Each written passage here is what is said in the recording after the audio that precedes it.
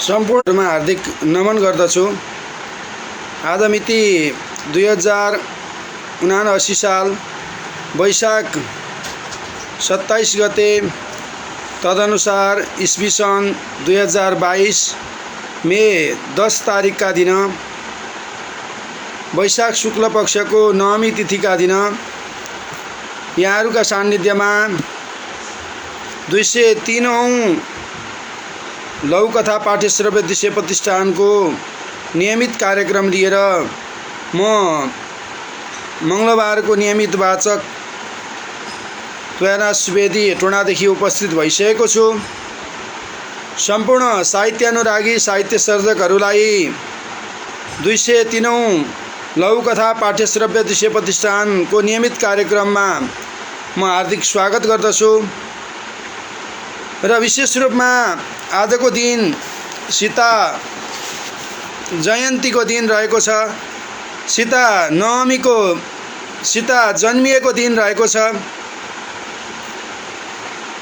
र महाभारत रामायणमा एक युगका चाहिँ समष्टि समाजको चाहिँ स्वरूपलाई मूर्त रूपमा दर्शाउने एउटा ऐतिहासिक ग्रन्थ हुन् रामायण र महाभारत भनेका। यी ग्रन्थले केवल वैदिक धर्मका अनुयायी हिन्दू जाति र यसको निवास स्थललाई मात्र होइन र भूगोलको ठूलो क्षेत्रफलमा विकसित विभिन्न जातिका सभ्यतालाई संस्कृतिलाई यसरी परिष्कृत विचारको खुराक प्रदान गरेका छन् रामायण र महाभारतले। र रामायण महाकाव्य सूत्रात्मक वैदिक संस्कृतिको चाहिँ एउटा व्याख्यात्मक महाभाष्य पनि हो। अर्को शब्दमा यो उच्चतम मानवीय एउटा आदर्श र मर्यादाको व्यवहारिक उदाहरण पनि हो। र यसका प्रमुख नायक पात्रका रूपमा हामी रामलाई लिन्छौँ भने प्रमुख नायिका पात्रका रूपमा सीतालाई अथवा नारी पात्रका रूपमा सीतालाई लिइन्छ। कुनै पनि एउटा रथ अथवा लाई अगाडि बढाउनका निम्ति जसरी दुईवटा पाङ्ग्राको आवश्यकता भएस्तै रामरूप पुरुष पात्र र सीतारूप नारी पात्रले एउटा रथलाई हाँक्ने काम गरेका छन्। र त्यसरी नै दाम्पत्य भावलाई अक्षुण्ण राख्ने काम र कार्यस्थ जीवनलाई सुचारू रूपले चलाउने काम को रूपमा एउटा राम र सीतालाई लिइन्छ। यसै परिप्रेक्ष्यमा हाम्रो राष्ट्रिय विभूति जानकी सीताको प्रादुर्भाव एवं कतिपय गुण र स्वभावको सामान्य वर्णन स्मरणका लागि यहाँ यसरी चाहिँ आजको दिन रहेको छ, सीता जयन्तीको दिन। मानिस जस्तो विवेकी र उत्कृष्ट जीवनको विकसित रूपको लागि मात्र होइन, तल्लो र निम्न कोटिको जीवनको लागि पनि शीतलता, उष्णता, कठोर र मुलायम नरम अथवा गरम वातावरणको आवश्यकता पर्छ। र यस्तै वातावरण जुटाउने रूपमा नर र नारीको चाहिँ सृष्टि भएको पाइन्छ। र त्यस्तै तरहले राम वल्लभा सीतासित वायुपुत्र हनुमानको पहिलो भेट भएको छ रामायणमा। र धेरै बेरको खोजीपछि अशोक वाटिकामा उनीहरू यसरी हनुमानले भेट गर्दछन्। र यो पहिलो दर्शनमा उनीबाट उच्चारित भएको वाक्य छ यस्तो रामायणमा, इयं कनकवर्णाङ्गी रामस्य महिषी प्रिया प्रणष्टापि सती यस्य मनसा न प्रणश्यति। जसको अर्थ हुन्छ जो प्रकृत्या सुन्दर छ त्यो श्रृङ्गार बिना पनि सुन्दरै रहन्छ। यसरी हरिएकी सीतामा श्रृङ्गारको प्रयोग नभए पनि तताएको सुनमा जस्तै यसरी खारिएको सौन्दर्य उनमा देखिन्छ। यो बाहिरी रूप राशिको कुरा हो। र यसै अन्तर्गत साहसलाई त दोस्रो पदले समेटेको पनि छ। यस पदले दर्शाएको आशयअनुसार शारीरिक दृष्टिले यसरी मैथिली सीता हराएकी छिन्, तर मानसिक रूपले अडिग बनेर उनी जहाँको तहीँ पाइन्छन्। किनभने उनको मन आफ्ना वल्लभ रामबाट तृण मात्र पनि विचलित भएको छैन। यस किसिमको अविचलताले गर्दा उनी रामको मन मन्दिरमा विराजमान देखिन्छन्। स्वरूपको दृष्टिले कुनै व्यक्ति वा वस्तु टाढा र नजिक रहन सक्छ, तर भावगत दृष्टि एक अर्कोसित आबद्ध छ भन्ने स्वरूपगत टाढा र नजिकले केही फरक पार्दैन। यहाँनिर हिन्दी कविले पनि एउटा कथन बडो मननीय देखिन्छ। उनी भन्छन् कमोदनी जलहरी बसे चंदा बसे आकाश, जो जाई का भाव है सो ताई का पास। अर्थात् कुमुदिनी सेतो कमल जलमा हुन्छ, चन्द्रमा आकाशमा हुन्छ। यसरी स्वरूपगत दृष्टिले टाढा भए पनि भावगत दृष्टिले तिनमा यस्तो सामिप्य छ कि जसले गर्दा चन्द्र दर्शन नभई कुमुदिनी फुल्दिनन् अथवा कमल फुल्दिनन् र अस्ताएपछि बन्द हुन्छ भने जस्तै यहाँ त्यही कुराको भावलाई यहाँ देखाउन खोजिएको छ। र अरू जेसुकै होस्, जेसुकै भए पनि यहाँ पत्नीत्वपछि नारीमा हुनुपर्ने अर्को प्रमुख गुण हो मातृत्व। मातृत्व बिनाको नारीत्व शुष्क बन्छ, रुखो देखिन्छ र जानकी सीतामा यो गुण पनि भरिपूर्ण देखिन्छ। रावण वधपछि तुरुन्तको कुरा हो। श्रीरामबाट चाहिँ यो खबर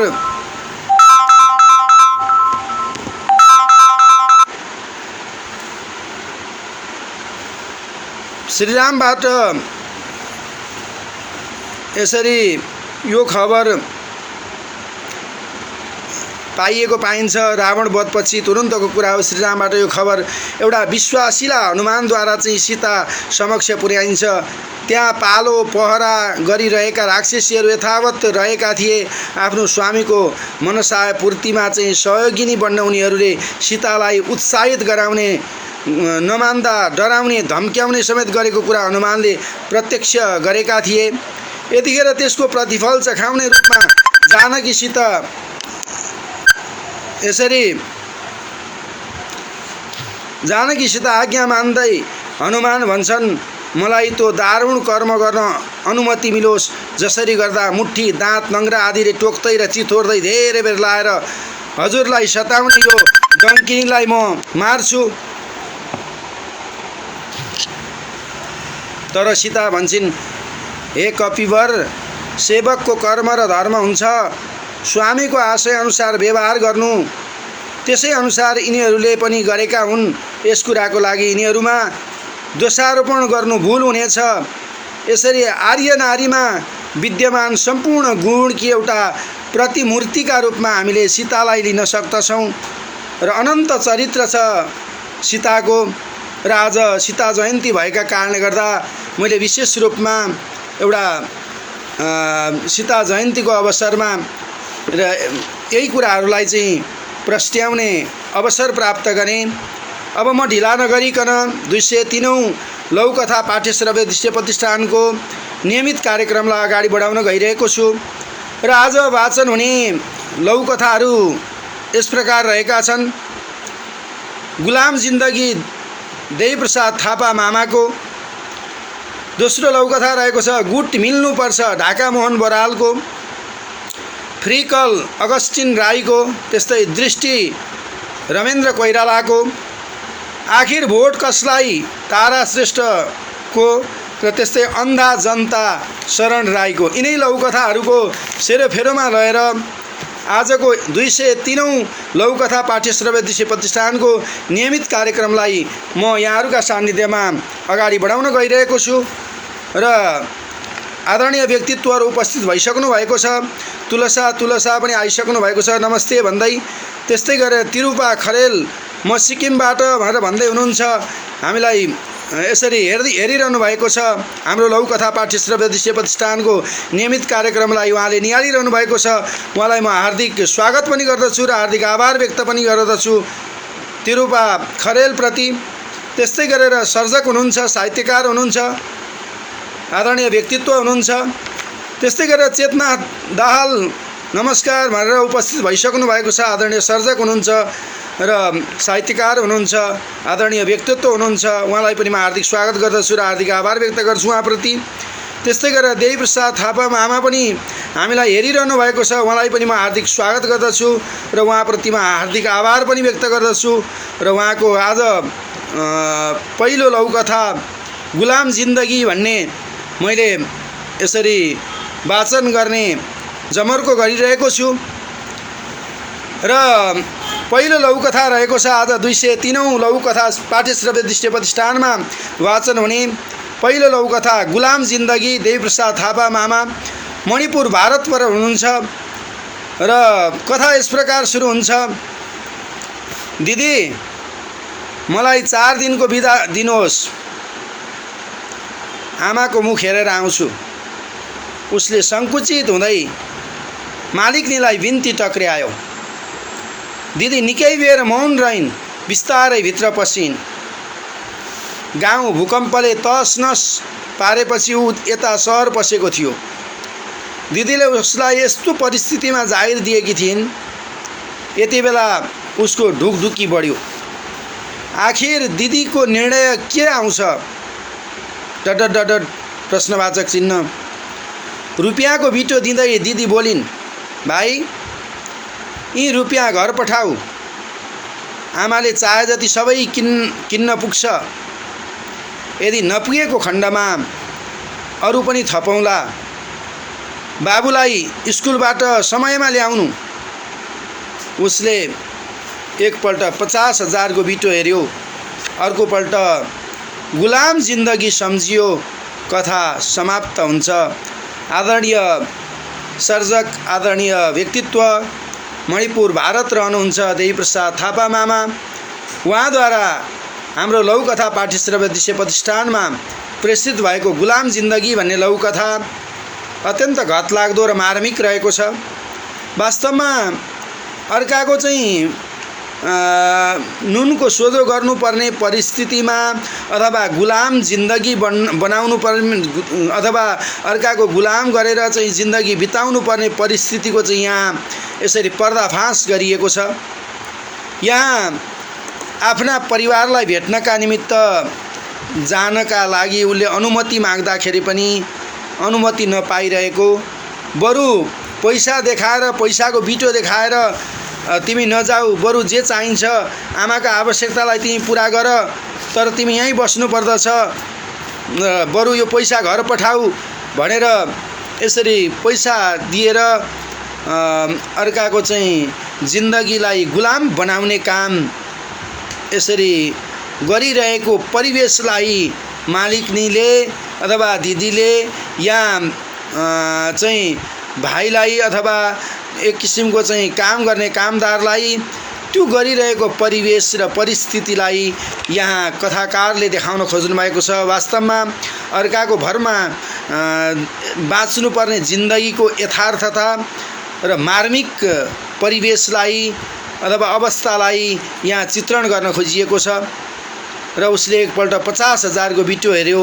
50,000 को बिटो हेरिसकेपछि महादेवका 3 नेत्र भने चाहिँ अर्कोपल्ट गुलाम जिन्दगीलाई सम्झियो र अनि कथा पनि के भएको छ, समाप्त भएको छ। र आदरणीय सर्जक, आदरणीय व्यक्तित्व देवीप्रसाद थापा मामाप्रति हार्दिक आभार व्यक्त गर्दछु। र आज वाचन हुने दोस्रो लघुकथा रहेको छ गुट मिल्नुपर्छ भन्ने ढाकामोहन बरालको। र दोस्रो लघुकथा रहेको छ र आदरणीय व्यक्तित्वहरू आइसक्नु भएको छ। देवीप्रसाद थापा मामा पनि वाचिङ हेरिरहनु भएको छ र त्यस्तै गीता बस्नेत इज वाचिङ भनेर आइरहेको छ। गीता बस्नेतलाई पनि हार्दिक स्वागत गर्दछु र हार्दिक आभार व्यक्त गर्दछु। हाम्रो लघुकथा पाठ्यश्रव्य दृश्य प्रतिष्ठानको 203औं लघुकथा पाठ्यश्रव्य दृश्य प्रतिष्ठानमा उपस्थिति जनाउनु भएकोमा र आफ्ना अभिमतहरू जाहेर गर्नका निमित्त पनि अथवा समीक्षाहरू राख्नका निमित्त पनि म हार्दिक अनुरोध गर्दछु। र दोस्रो लघुकथा रहेको छ गुट मिल्नुपर्छ भन्ने ढाकामोहन बरालको। कथा यस प्रकार सुरु हुन्छ। पढाइ सकिएको पनि 3 वर्ष भएको थियो।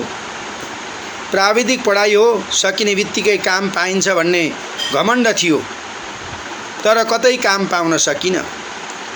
यो बुढो हड्डी मात्र कति घोट्ने हो, अब त तिमी पनि काम खोज, बुवाको आग्रह हुन्थ्यो। मलाई पनि बुवाको दुःख देख्न मन त कहाँ हो र, तर के गर्नु, मङ्सिर र असारमा बुवालाई सहयोग गर्न गाउँ बसे पनि अन्य महिना काम खोज्दा नै चप्पलको तलुवा खिइन्थ्यो। सानैदेखि राजनीतिक पार्टीको चाहिँ समर्थन वा विरोध नागरिक तटस्थ रहन म मन पराउँथेँ। हेर भाइ, यहाँ यस्तै हो, कुनै नेताको पछि नलागेसम्म काम पाउन मुस्किल छ। सँगै पढेको गोपालले भन्यो। म पनि उसैको सल्लाहमा एउटा पार्टीको समर्थक भएँ। एक दिन नेतासँग भेट भयो। समयको खेल वा मेरो भाग्य 3 महिनाको लागि जागिर पनि मिल्यो। निमेकमा असारमा बाउसे र मङ्सिरमा धान चुट्न गइन्थ्यो भने खाली बस्नुभन्दा 3 महिने जागिर पनि ठुलै भयो। 3 महिनाको जागिर तन्काएर आधा वर्ष त बनाइयो पनि।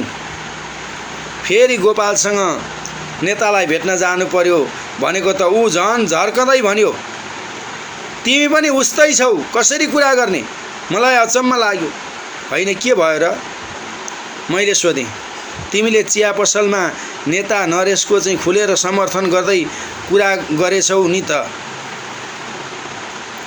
उसले भन्यो, जसरी पनि तटस्थ बस्न सकिएन त एकातर्फ खुल्दा के पो होला र भन्दै त्यो दिन अलि बढी नै बोलेको थिएँ म। मैले गोपाललाई भने, के भयो अब नरेशको र उनको एउटै पार्टी हो क्या रे? गोपाललाई भने। ऊ अझ रिसाउँदै भन्यो, पार्टी एउटा भएर हुन्छ? गुट मिल्न परेन? कथा समाप्त हुन्छ। आदरणीय व्यक्तित्व, आदरणीय सर्जक ढाकामोहन बराल। गुट मिल्नुपर्छ। वास्तवमा यथार्थतामा आधारित र समसामयिक अहिलेको जल्दो बल्दो अवस्था पनि यसमा चाहिँ देखाउन खोजिएको छ। समसामयिक परिवेशको अवस्थालाई पनि यहाँ चित्रण गर्न खोजिएको छ। र यहाँ प्राविधिक पढाइ पढिसकेपछि काम पाइन्छ भन्ने जुन एउटा इरादा अथवा इच्छा राखेर प्राविधिक पढाइ यसरी पढिएको हुन्छ, तर प्राविधिक पढाइ सकिसकेपछि पनि काम नपाउँदाखेरि अनि बुवाको चाहिँ आक्रोश छ, हे यो बुढो हड्डी अब कति घोट्ने, अब तिमी पनि काम खोज न भनेर बुवाले आग्रह गर्नुहुन्छ। वास्तवमा बुवाको आग्रहलाई मैले सिरोपर गर्दछु।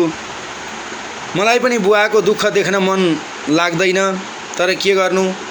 अब मङ्सिर र असारमा गएर मङ्सिरमा धान भित्र्याउने काम अथवा चाहिँ बाली भित्र्याउने काम र असारमा बाली लगाउने काम मैले नगरेको होइन, गरेकै हुन्छु। र अन्य महिना काम खोज्दा खोज्दा काम पाइँदैन, तर काम बरु पाइँदैन, तर लगाएको चप्पलको तर तलुवा चाहिँ खिन थियो भन्ने यथार्थ अवस्थालाई यहाँ चित्रण गर्न खोजिएको छ। र वास्तवमा काम पाउन गाह्रो छ। किन भन्दाखेरि कुनै पार्टीमा लाग्नुपर्छ अथवा राजनीतिक कार्यकर्ता बन्नुपर्छ अथवा चाहिँ अब पछि लଗୁवा बन्नुपर्दछ अथवा राजनीतिप्रति आस्था राख्नुपर्दछ अथवा नेताको चाहिँ सेवा गर्नुपर्छ अथवा नेतालाई चाहिँ सधैँ ढोग्नुपर्दछ अथवा नेताका चाहिँ झन्डा बोकेर हिँड्नुपर्दछ, अनि मात्रै चाहिँ यसरी चाहिँ जागिर दिने अथवा जागिर पाइने त्यस्तो किसिमको काम गर्न अथवा पाइन्छ भन्ने कुरालाई यहाँ चित्रण गर्न खोजिएको छ। र यहाँ गोपालको आग्रहमा ऊ पनि राजनीतिक पार्टीमा चाहिँ लाग्दछ, तर ऊ एउटा तटस्थ व्यक्ति हो। तटस्थ व्यक्ति भएर उसले जागिर पाइरहेको छैन अथवा तलुवा खिएको छ अथवा चप्पलको तलुवा खिएको छ। र सल्लाहमा चाहिँ पार्टीको समर्थक भइसकेपछि उसले 3 महिनाको चाहिँ यसरी जागिर पाएको छ। 3 महिने जागिर भएको छ। हुँदै जाँदै गर्ने क्रममा 3 महिने जागिरलाई तन्काएर उसले आधा वर्षसम्मको जागिर पाएको अवस्था छ। यहाँ नेताको चाहिँ समर्थन नगरेसम्म, पार्टीमा चाहिँ नलागेसम्म अथवा जागिर पाइने अवस्था छैन। र किन भन्दा नेतालाई चाहिँ तेल लगाउनु पर्ने अथवा उनीहरूको चाहिँ यसरी चाहिँ गोडा मोल्नु पर्ने यस्तो किसिमको परिपाटी र पद्धति हाम्रो समाजमा अथवा रहेको छ भन्ने कुरालाई यहाँ देखाउन खोजिएको छ। र नेतालाई भेट्न जानु पर्यो भनेर चाहिँ भनेको त ऊ झन् झर्कियो गोपालसँग फेरि भन्दा, अब तैँले चाहिँ के गरिस् त भन्दा नरेशको चाहिँ खुलेर प्रचार प्रसार गरिस् अथवा नरेशलाई समर्थन गरिस् चिया पसलमा बसेर, अब तैँले जागिर पाउँदैनस्। र किन र, नरेश त एउटै पार्टीको व्यक्ति होइन र भनेर यहाँ भन्दा, अनि एउटै पार्टीको व्यक्ति भएर हुन्छ र गुट मिल्नुपर्छ, गुट मिल्यो भने मात्रै यसरी चाहिँ जागिर पाइन्छ भन्ने कुरालाई यहाँ देखाउन खोजिएको छ। गुट मिल्नुपर्छ भनेर आदरणीय सर्जक ढाकामोहन बरालले हार्दिक आभार व्यक्त गर्दछु उहाँप्रति। र त्यस्तै हार्दिक बधाई तथा शुभकामना नमस्कार भनेर आइसक्नु भएको छ आदरणीय व्यक्तित्वहरू। देवी प्रसाद थापा मामा पनि आइसक्नु भएको छ, हामीलाई निहालिरहनु भएको छ, सुनिरहनु भएको छ, समसामयिक विषय भनेर भन्दै हुनुहुन्छ र अभिमतका लागि र समीक्षाका लागि हार्दिक आभार व्यक्त गर्दछु। र अन्तिमसम्म हाम्रो लघुकथा पाठ्यश्रव्य दृश्य प्रतिष्ठानको 203औं लघुकथा पाठ्यश्रव्य दृश्य प्रतिष्ठानको नियमित कार्यक्रमलाई निहालेर र अन्तिमसम्म बसेर हामीलाई साथ सहयोग प्रदान गर्नु नै हुनेछ भन्ने आशा र भरोसा मैले लिएको छु। त्यस्तै रमेन्द्र कोइराला पनि हार्दिक नमस्कार हजुर भनेर भन्दै उपस्थित भइसक्नु भएको छ। उहाँलाई पनि म हार्दिक स्वागत गर्दछु र उहाँप्रति पनि म हार्दिक आभार व्यक्त गर्दछु। उहाँको आज एउटा लघुकथा पनि वाचन हुन गइरहेको छ। उहाँ सर्जक हुनुहुन्छ, स्रष्टा हुनुहुन्छ, आदरणीय व्यक्तित्व हुनुहुन्छ रमेन्द्र कोइराला र उहाँलाई पनि म हार्दिक स्वागत गर्दछु। र अन्तिमसम्म आफ्ना अभिमतहरू राखेर, समीक्षाहरू राखेर र हामीलाई मार्ग प्रशस्त गरेर सहयोग गर्नु नै हुनेछ, साथ दिनु नै हुनेछ भन्ने यसरी भाव व्यक्त गर्दै म अब आज वाचन हुने तेस्रो लघुकथा रहेको छ फ्रिकल भन्ने अगस्टिन राई पूर्व सिक्किमबाट हाम्रो लघुकथा पाठ्यश्रव्य दृश्य प्रतिष्ठानमा उहाँले प्रेषित गर्नुभएको लघुकथा रहेको छ फ्रिकल भन्ने। र कथा यस प्रकार सुरु हुन्छ। ला डडडड त आजको नेट प्याक नै सकियो डडडड पूर्णविराम। मोबाइल गेमको लतमा फसेको एक अपश्री बेरोजगारीले खिन्नता दर्शायो। छेउमा बसिरहेको उसको साथी भनाउँदो एक शिक्षित मूर्खले भन्यो, रु 266 को नेट प्याक रिचार्ज गर न, दिनको 2 GB सँगै अनलिमिटेड फ्री कल पनि आउँछ त। केही पर बसेर उनीहरूको गफ सुनिरहेको एकजना अशिक्षित सज्जनले अश्रु झैँ सुस्तरी भन्यो, वाह डडडर किनेको फ्री कल। कथा समाप्त हुन्छ। फ्री कल भन्ने यहाँ हामीले किन्न चाहिँ पैसा तिरेर किनिरहेका हुन्छौँ, तर भन्न चाहिँ त्यसलाई के भनिएको छ भन्दाखेरि फ्री कल भनेर यसरी चाहिँ भनिएको छ। वाह किनेको फ्री कल भनेर कथा समाप्त भएको छ र कथाको शीर्षक पनि फ्री कल रहेको छ। वास्तवमा यसरी नेट प्याक लिने काम अथवा फ्री कल लिने काम यहाँ पैसा तिरेर गरिएको हुन्छ, तर त्यसलाई भन्न चाहिँ फ्री कल भनेर भनिएको अवस्थालाई यहाँ देखाउन खोजिएको छ। यहाँ एउटा सामान्यभन्दा सामान्य वर्गका व्यक्तिदेखि लिएर सबै वर्गका व्यक्तिहरूले यसरी चाहिँ फ्री कल चलाइरहेका छन् अथवा नेट प्याक लिइरहेका छन् र हुन्छन् भन्ने कुरालाई यहाँ देखाउन खोजिएको छ। र सज्जनले पनि त्यही कुरा यहाँ वाह भनेर एउटा सज्जनले चाहिँ त्यो फ्री कल होइन, त्यो त हामीले किनेको चाहिँ फ्री कल हो अथवा चाहिँ वाह किनेको फ्री कल हो भनेर यसरी कथा समाप्त भएको छ। वास्तवमा यो यथार्थपरक लघुकथा रहेको छ र यसरी नेटले हामीप्रति गरेको एउटा दमन कस्तो किसिमको रहेको छ भन्ने कुरालाई अथवा कसरी एउटा हामीलाई चाहिँ लत बनाएको छ अथवा नतमस्तक बनाएको छ भन्ने कुरालाई यसरी चाहिँ हामीलाई घुँडा टेक्न बाध्य बनाएको छ भन्ने कुराको परिवेशलाई यहाँ कथाकार यसरी अगस्टिन राईले फ्री कल का माध्यमबाट कथा शीर्षकका माध्यमबाट लघुकथाका माध्यमबाट यसरी चाहिँ देखाउन खोज्नु भएको छ। आदरणीय व्यक्तित्वप्रति हार्दिक आभार व्यक्त गर्दछु। र त्यस्तै तरहले ढिला नगरिकन आज वाचन हुने चौथो लघुकथा रहेको छ आदरणीय व्यक्तित्व, आदरणीय सर्जक इनरुवानौ बबिया सुनसरीमा रहनुहुन्छ रमेन्द्र कोइराला। उहाँद्वारा यसरी हाम्रो लघुकथा पाठ्यश्रव्य दृश्य प्रतिष्ठानमा प्रेषित भएको लघुकथा रहेको छ दृष्टि भन्ने। र दृष्टि लघुकथा यस प्रकार सुरु हुन्छ। उनको एउटा छोरा विदेशमा थियो, अर्को बुहारीसँग बस्थ्यो। उनी घरमा एक्लै थिइन्, बाहिर फेर कहिले ननिक्ले कि एक दिन उनको नाकमा चोट लाग्यो। दुखाइ दिनदिनै बढ्दै थियो। कति दिन त लुकाएर राखिन्, बल्ल कसै कसैलाई भन्न थालिन्, म एक्लै छु, कहाँ गएर उपचार गरौँ, कसै लगिदिन्छ? प्रश्नवाचक चिन्ह। छिमेकीले माया लागेर खान बस्न दिएकी थिए। कुनै बेला उनी भन्थिन्, निको नै हुँदैन कि डट प्रश्नवाचक चिन्ह। अनि भन्थिन्, पक्षघात लागेको लोग्ने पीरले बिख खाएर मर्यो, म पनि मर्छु कि क्या हो? उनी कामधाम छोडी छिमेकीकै घरमा बस्न थालिन्। उनी बारम्बार दोहोऱ्याउँथिन्, मर्छु कि? अनि जो भेटे पनि भन्थिन्, यो चोटले पो मार्छ क्या रे? मानिसहरू भन्न थाले, मेन्टल हुन्छ कि क्या हो? एक दिन विदेशी छोराले छिमेकीलाई फोन गर्यो, आमाको कुनै ठिक छैन, बरु मलाई यो भनिदिनु कि आमाका गहना र रुपियाँ पैसा कहाँ छन्? डट प्रश्नवाचक चिन्ह। कथा समाप्त हुन्छ।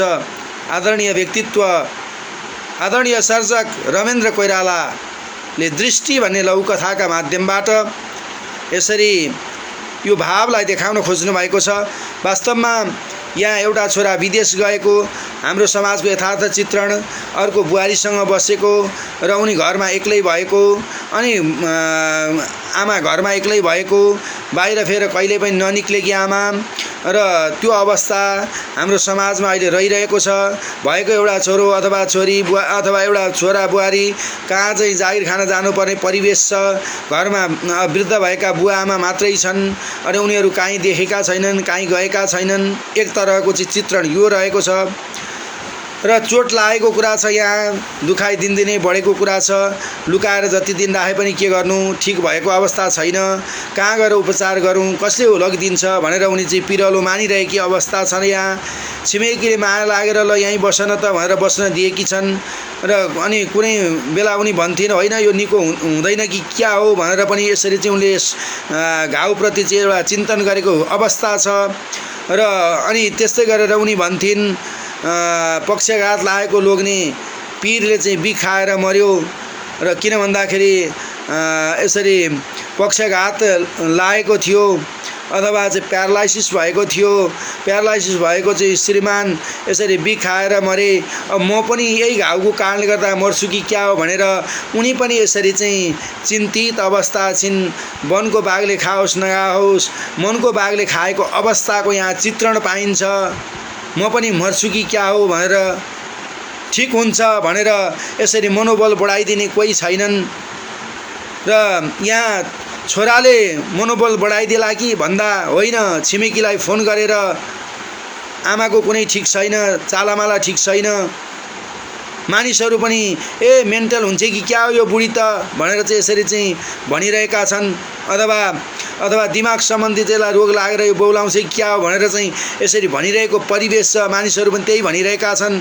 छोराले पनि के छ त भन्दा माया गर्नुको सट्टा, सहानुभूति दिनुको सट्टा र यसरी चाहिँ आमाको कुनै ठिक छैन, बरु मलाई यो भनिदिनु कि आमाका गरगहना पैसाहरू कहाँ छन् भनेर यसरी छोराले पनि पैसा र गरगहनामा चाहिँ यसरी राल चुहाएको परिवेश परिस्थिति र वास्तवमा यथार्थ अवस्थालाई यहाँ कथाकार रमेन्द्र कोइरालाले दृष्टिका माध्यमबाट यसरी देखाउन खोज्नु भएको छ। सबैको हेराइ फरक फरक रहेको हुन्छ। मानिसहरूले यसरी चाहिँ मेन्टल हुन्छ कि क्या हो भनेर हेरेका छन् भने त्यस्तै गरेर उनको आफ्नो हेराइ पनि के छ त, श्रीमान चाहिँ पक्षघात लागेर को पीरले गर्दाखेरि बिख खाएर मरे, म पनि अब मर्छु कि क्या हो भनेर उनलाई पनि एक किसिमको उनको हेराइ पनि त्यस्तो किसिमको रहेको छ। त्यस्तै गरेर छोराको हेराइ पनि होइन, यो बुढीले चाहिँ अब कुनै चालमाल ठिक छैन, बरु त्यसले चाहिँ अब रुपियाँ पैसा गहना चाहिँ कहाँ राखेकी छ त्यो कुरा मलाई भनिदिनु भनेर छिमेकीसँग चाहिँ यसरी फोन गरिरहेको र त्यस्तो किसिमको हेराइले चाहिँ उसले हेरिरहेको अवस्थाको चाहिँ यहाँ चित्रण यसरी पाइन्छ। वास्तवमा एउटा रोग लागेको व्यक्तिलाई सहानुभूति दिने वास्तवमा समाजमा कोही पनि छैन भन्ने कुरालाई यहाँ देखाउन खोजिएको छ। आदरणीय सर्जक प्रति हार्दिक आभार व्यक्त गर्दछु र हाम्रो लघुकथा पार्टी सेवा दृश्य प्रतिष्ठानलाई माया गर्नुहुने आदरणीय व्यक्तित्वहरू उपस्थित भइसक्नु भएको छ। निलम पाण्डे आइसक्नु भएको छ। राधे राधे गुरु भनेर भन्दै हुनुहुन्छ। राधे राधे र हार्दिक स्वागत पनि गर्दछु यहाँलाई हाम्रो लौकथा पार्टी सेवा दृश्य प्रतिष्ठानमा र हार्दिक आभार पनि व्यक्त गर्दछु। अन्तिमसम्म हाम्रो लौकथा पार्टी सेवा दृश्य प्रतिष्ठानलाई हेरेर अवश्य माया गर्नुहुने नै छ र अभिमतहरू जाहेर गर्नुहुने नै छ भन्ने आशा पनि व्यक्त गर्दछु। र त्यस्तै तरहले आज 203औं लौकथा पार्टी सेवा दृश्य प्रतिष्ठानमा वाचन हुने र 5औं लौकथा रहेको छ। आखिरी भोट कसलाई भन्ने आदरणीय सर्जक आदरणीय व्यक्तित्व तारा श्रेष्ठ विराटनगर र द्वारा चाहिँ हाम्रो लौकथा पार्टी सेवा दृश्य प्रतिष्ठानमा प्रेषित गर्नुभएको छ। विराटनगर 6 मा रहनुहुन्छ र विक्रम सम्वत 2079 साल वैशाख महिना 24 गते हाम्रो लौकथा पार्टी सेवा दृश्य प्रतिष्ठानमा यो लौकथा प्रेषित गर्नुभएको छ। आखिरी भोट कसलाई भन्ने र कथा यस प्रकार सुरु हुन्छ। निर्वाचनका दिन जति जति नजिकिँदै गयो उति उति घर दैलो कार्यक्रम तातिँदै गइरहेको थियो। निकै तामझामका साथ नेता तथा कार्यकर्ताहरू गाउँ गाउँ बस्ती बस्ती घर घर पुगेर हात जोडेर भोट त मलाई नै दिनुहोला भनेर विनम्र अनुरोध गर्दै थिए। भोट माग्दा बिराला र जितेपछि सिंह जस्ता बन्ने नेताहरू झुपडीमा अनुनय विनय गरिरहेका थिए। चुनाव जित्न उनीहरू जनताको चाहिँ मन जित्न भन्दा पैसा खर्च गर्न र मत किन्न आतुर देखिन्थे। राज्यको स्रोत दुरुपयोग गरेर जनता किनेर चुनाव जितौँला भन्ने दम्भ प्रष्ट देखिन्थ्यो उनीहरूमा। उनीहरूसँग विदा भएर घरभित्र मात्र पसेथे। बाहिर कोही सहयोगको याचना गरेर एक जुगल देखा परे अथवा युगल देखा परे झट्ट हेर्दा उनीहरू निम्न वर्गीय परिवारका झैँ देखिन्थे।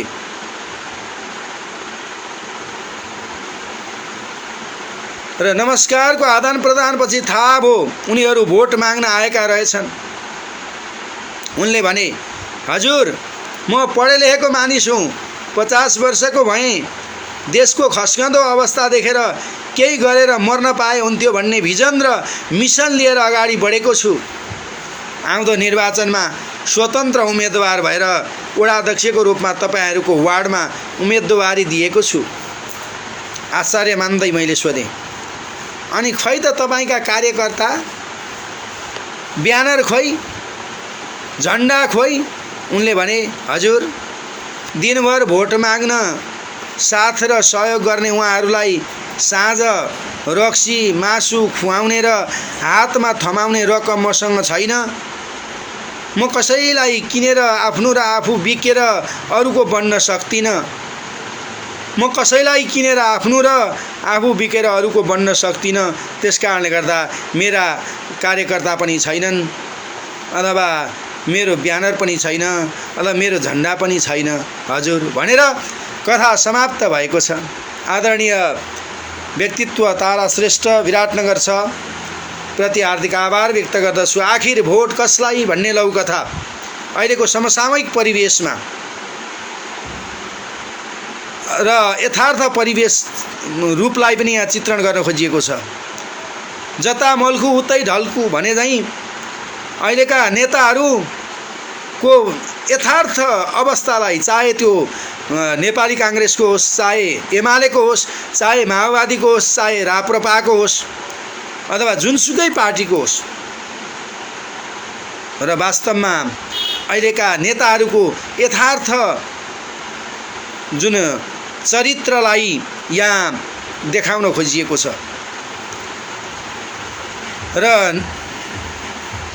गाउँ गाउँ बस्ती बस्ती पुगेर हात जोडेर भोट मलाई दिनुहोला भनेर यसरी विनम्र अनुरोध गरिरहेका छन्। भोट माग्दा बिराला जस्ता बन्छन्, तर जितेर गइसकेपछि उनीहरू सिंह जस्ता बनेर तपाईले मलाई मत दिएर म जितेको हुँ र भनेर यसरी चाहिँ गर्जिन्छन्। र झुपडीमा अनुनय विनय गरिरहेका थिए नेताहरूले, मलाई जिताउनुहोस् भनेर। उनीहरू चुनाव जित्नका निमित्त जनताको मन जित्नभन्दा पैसा खर्च गर्नका निमित्त मत किन्नका निमित्त यसरी आतुर भएको परिवेशलाई र परिदृश्यलाई अहिले चाहिँ को अवस्थालाई यहाँ चित्रण गर्न खोजिएको छ। वास्तवमा मन जित्ने नेताहरू यो संसारमा छैनन् अथवा यो धरतीमा जन्मिएका छैनन्। खालि मत कसरी किन्न अथवा पैसा खर्च गर्नमा मात्रै यसरी आतुर भएका त्यस्ता पात्रहरू भएका कारणले गर्दा नै देशले यो दुर्घटनाको अवस्थामा चाहिँ अथवा देशले यसरी चाहिँ दुर्घटनाको चाहिँ शिकार बन्न चाहिँ बाध्य र विवश बन्नुपर्ने परिवेश र परिस्थिति रहेको छ। यहाँ महाकाली रुँदा अथवा मेची रुँदा नरुने यहाँ नेताहरू छन् अथवा महाकाली बेचिँदा अथवा मेची बेचिँदाखेरि नरुने यहाँ नेताहरू छन्, किनकि उनीहरू विदेशीद्वारा किनिएका दलाल छन् र उनीहरूको प्रवृत्ति नै दलाली छ। त्यही भएर जनतालाई उनीहरू के गर्छन् त भन्दा पैसा खर्च गरेर मत किन्नका निमित्त उनीहरू आतुर छन्। यो कुरा प्रष्ट देखिएको छ र एउटा युगल जोडी आएको छ झट्टै हेर्दाखेरि निम्नवर्गीय परिवारको छ। हजुर म पढे लेखेको 50 वर्ष नकाटेको मेरो देशको चाहिँ खस्कन्दो अवस्था देखेर म केही गरौँ भनेर चाहिँ यसरी हजुरका सान्निध्यमा आएको छु र मेरो भिजन र मिसन लिएर म अगाडि आएको छु। देशको चाहिँ खस्कन्दो अवस्थालाई माथि उकास्नु पर्यो भन्ने अवस्था छ। म स्वतन्त्र उम्मेदवार हुँ, म वडा अध्यक्षको चाहिँ उम्मेदवारी दिएको छु र त्यस कारणले गर्दा मलाई जिताउनुहोस्। अनि मसँग किन भन्दा मसँग कार्यकर्ता छैनन्। अहिले कार्यकर्ता के हुन्छन् त भन्दा रक्सी र मासुमा बेच्ने अथवा चाहिँ पैसामा बिकेका चाहिँ कार्यकर्ताहरू छन् अथवा बेलुका भएपछि हातमा पैसा थमाउन मसँग पैसा छैन र अहिलेका नेताहरूको चाहिँ त्यही अवस्था रहेको छ भन्ने कुरालाई यहाँ कथाकारले देखाउन खोज्नु भएको छ। र वास्तवमा नेताहरूको चरित्रलाई उदाङ्गो बनाउने र व्यङ्ग्य अथवा अहिलेको चाहिँ समसामयिक परिवेशलाई अहिलेको यथार्थ अवस्थालाई यसरी चित्रण गर्न अथवा देखाउन खोजिएको यो लौकथा रहेको छ। आखिर भोट कसलाई भनेर भन्ने। त्यही कारणले गर्दाखेरि म कसैलाई किनेर आफ्नो र आफू बिकेर अरूको बन्न सक्दिनँ भनेर भन्ने व्यक्ति चाहिँ हारिरहेको अवस्था छ। तर पैसा खर्च गरेर अथवा पैसा खर्च गरेर मत किन्न आतुर भएको व्यक्ति अथवा देश बेचिरहेको व्यक्ति अथवा आफ्नै धरतीमाथि चाहिँ यसरी चाहिँ बलात्कार गरिरहेको व्यक्ति, अन्याय अत्याचार गरिरहेको व्यक्तिले चाहिँ जितिरहेको अवस्था यहाँ हाम्रो अहिलेको समय अहिलेको अवस्थामा रहेको छ भन्ने कुरालाई यहाँ कथाकारले देखाउन खोज्नु भएको छ। आदरणीय कथाकार तारा श्रेष्ठप्रति हार्दिक आभार व्यक्त गर्दछु र अब म ढिला नगरिकन आज वाचन हुने 6औं लौकथा रहेको छ। आदरणीय सर्जक आदरणीय व्यक्तित्व शरण राईको चाहिँ अन्धा जनता भन्ने र यहाँ आदरणीय व्यक्तित्व आदरणीय सर्जक रविन्द्र कोइराला मेरो दृष्टि लौकथा वाचन तथा सूक्ष्म विश्लेषण समेत गरिदिनु भएकोमा हार्दिक धन्यवाद दिन चाहन्छु।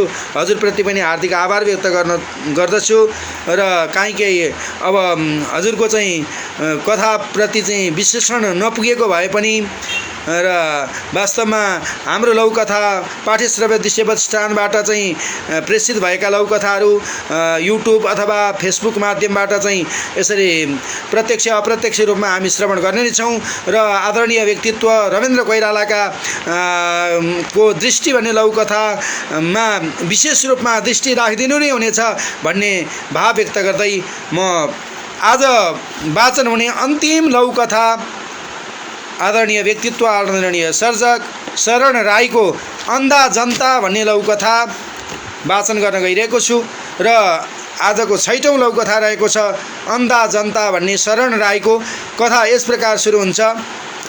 डड सम्पूर्ण दुःखको मुहान आँखा हो, यसलाई चिम्म पारेर केही बेर मोक्ष अनुभव गर्नुभन्दा आँखालाई फुटाइ नै दियो भने सधैँका लागि मोक्ष प्राप्त हुन्छ, हो कि होइन? नेता आफ्ना पिछ लागु कार्यकर्ता र जनताहरूलाई सोध्छन्, हो भिजिलान्तेहरू कराउँछन्, हो एकवरिएका पिछलग्गु कार्यकर्ता र जनताहरू पनि कराउँछन्, हो आँखाले देखेर त लोभ लालच बोलाउँछ, प्राप्तिको इच्छा जाग्छ र प्राप्त गर्न नसक्दा दुःख जन्मन्छ। आँखै नभएपछि दुःख स्वतः समाप्त हुन्छ भन्ने सोचेर पिछलग्गु कार्यकर्ता र जनताहरू आफ्ना आँखा फुटाउन राजी हुन्छन्। उनीहरूका आँखा निर्दयतापूर्वक फुटाइन्छ।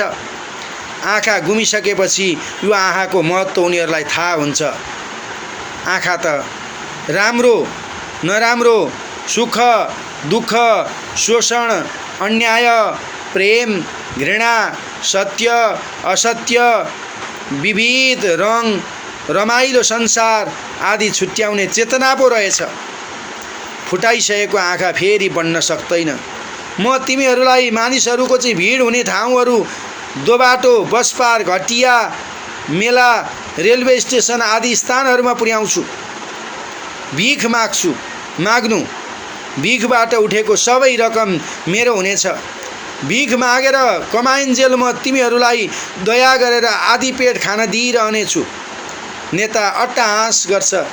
नेताको लहै लयमा लागेर अन्धा भइसकेका पिछलग्गु कार्यकर्ता र जनताहरू नेताका निजी सम्पत्ति भइसकेका हुन्छन् र विवश उनीहरू पूर्णतया नेतामाथि आश्रित हुन्छन् र कथा समाप्त हुन्छ।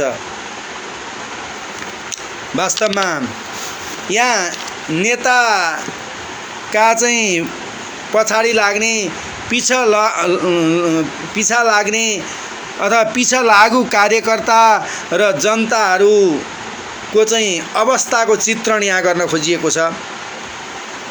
अन्धभक्त कार्यकर्ताहरू अथवा पिछलग्गु कार्यकर्ताहरू अथवा जनताहरू कस्ता हुन्छन् भन्ने कुरालाई यहाँ देखाउन खोजिएको छ। जे भए पनि आँखा फुटाउँदाखेरि पनि उनीहरू चाहिँ हो हो भनेर यसरी भिजिलान्तेहरू कराइरहेका छन्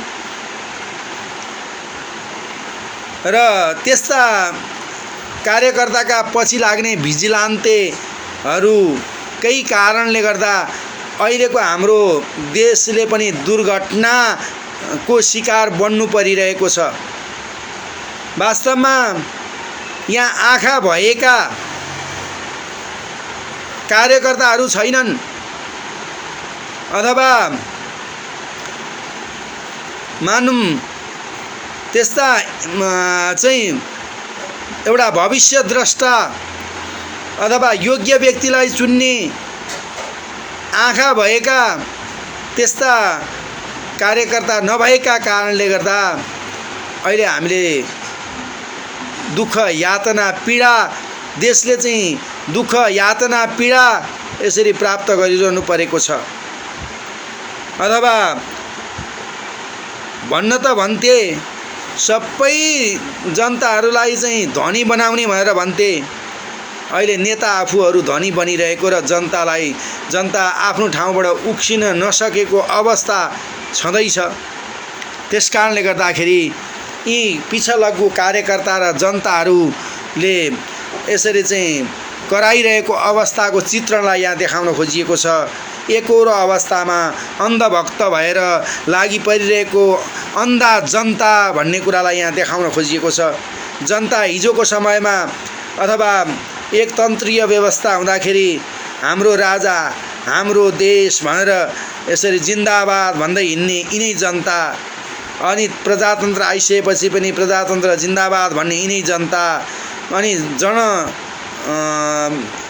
यसरी चाहिँ तन्त्र आइसकेपछि पनि अथवा गणतन्त्र आइसकेपछि पनि यसरी चाहिँ लोकतन्त्र आइसकेपछि पनि लोकतन्त्र जिन्दाबाद गणतन्त्र जिन्दाबाद भन्ने यिनै जनता।